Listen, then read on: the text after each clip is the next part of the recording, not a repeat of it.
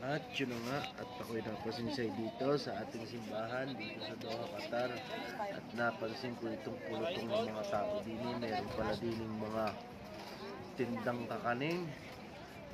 Parang nasa Pinas ka lamang may mga bibingka, may puto, lahat na ng kakanin na din.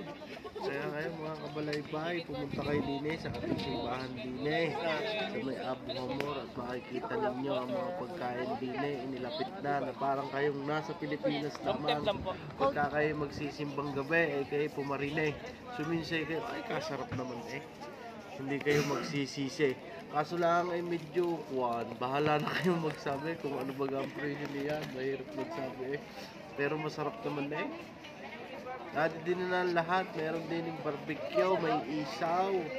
Ayan, lahat kayo pumarine. Ako'y napasinsa din ay kita nyo na ako. Masarap na ay sa birthdayhan ko lang nakikita meron din pala din Fusyunan lang may mga pit-pit, may mga lumpia, may mga barbecue. Parang nasa Pilipinas na kayo mga kabalaybay. Ay, tingnan nyo naman.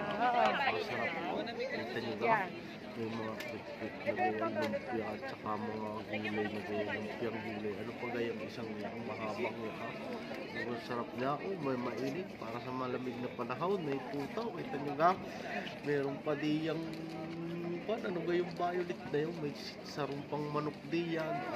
Kaya kayo mga kabayan, bago mag-start ang misa, ay kayo suminsay din kumain kayo din para kayong nasa Pilipinas lamang. Mayroon pang supas ang sarap ng pagkakadali ni ating yan. Kita nyo lang, daming tao.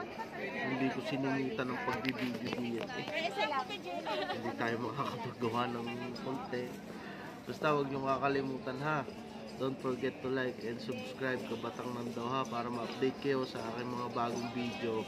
I-hit nyo na rin yung notification bell. Ayan, dito ako sa simbahan. Diyan na muna kayo. Sige.